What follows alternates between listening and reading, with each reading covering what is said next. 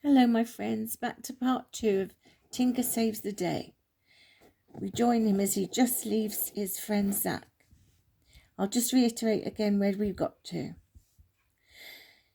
You tell our parents, Zack, and I will go to see Mighty Oak. I won't be long. And before Zack could stop him, Tinker had leapt off the back of the building and disappeared into the dense woods.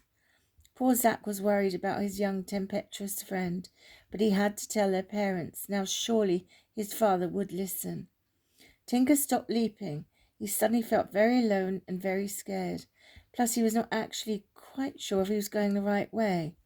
Zack did point in this direction. He would have asked a bird, but they'd all flown away, and besides that, they'd gone to bed. The noisy machinery in the woods had frightened them, but just then he heard a noise down below. It was a fox. "Excuse me." The fox looked everywhere but up. I'm up here. Can you tell me, please, how to find the Mighty Oak, please?" "Oh, hello, young fellow. Should you be out at night?" "I know, not really, but I simply have to find Mighty Oak, please." Tinker jumped down and explained why he had to make this journey. Well, the fox was very helpful and took his new young friend quite far with him until they reached a road. Fox was terrified. He did not want to go on the road or anywhere near the road, and the trees over the road were far too wide for young Tinker to jump. "Well, I'll just run," Tinker said to Fox. Fox looked horrified. "No, you mustn't, in case a car comes along." Tinker thought to himself, "There's that word again. I will ask Fox what a car is." Well, he was just about to ask when this deep voice said, "Are you, Tinker, looking for Mighty Oak?" "Yes, how do you know that?" said Tinker. "Well, I bumped into a bat who knows young Zack, and Zack told him. I couldn't find Fox, so assumed he was helping you. But then I realized he hates the road, so thought you would need a lift. So hop on." "Oh my," thought Tinker. He was a bit scared.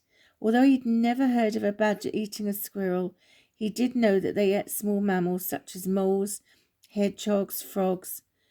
Oh yes, he just remembered one ate his mother's friend, Pat, a rabbit. But no, he had to trust his badger. So down he climbed from the small tree he was stood on and gently climbed onto the badger's back.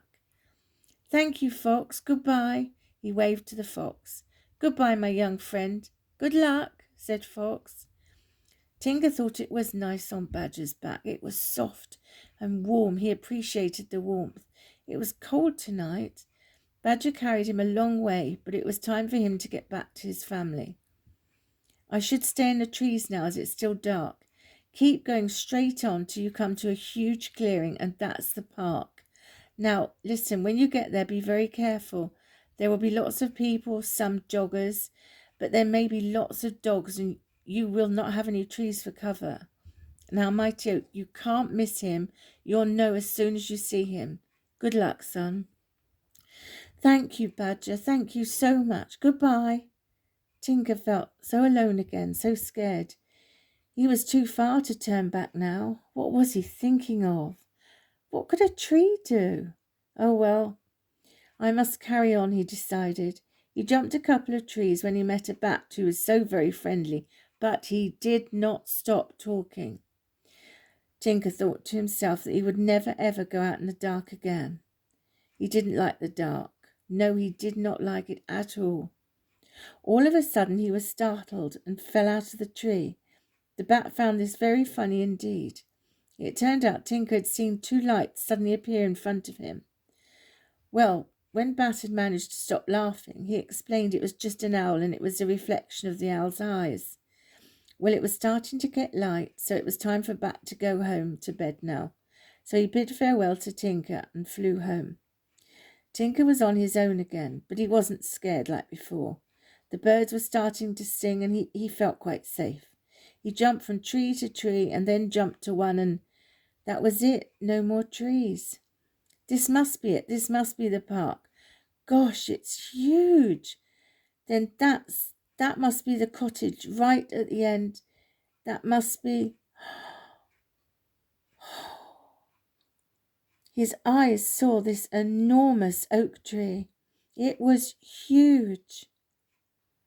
It looked splendid. That must be the mighty oak. That must be that mighty tree that people talk about. It looks splendid. He'd never seen a tree with a trunk that thick before. It really was a mighty tree. Right, all Tinker had to do was cross the park. It was really light now. Oh no, thought Tinker, there did seem to be an awful lot of dogs. Oh, thank goodness, they're all on leads. Right, that's it. I must go now. So Tinker leapt onto the grass and ran for all his might. Just then a dog owner let his dog off the lead. It was a great big dog, and it looked like it wanted to run the whole length of the park to get him. Poor Tinker was so scared he didn't know what to do. He was so young and never come across an animal that looked so scary. Except once when he accidentally trod on Silver's tail, his friend Rat. He looked scary then. Tinker was frozen to the spot.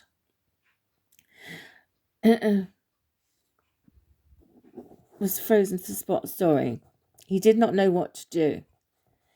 He wanted to run, but his legs, he couldn't move.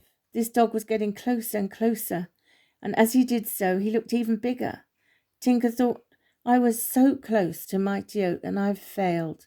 What will happen to my parents and all the animals? And too late. The huge dog had reached him. It was a German Shepherd. It came with its mouth. It came towards Tinker, its mouth opening to reveal large white teeth. It grabbed Tinker with its mouth, its teeth closing on the back of his neck.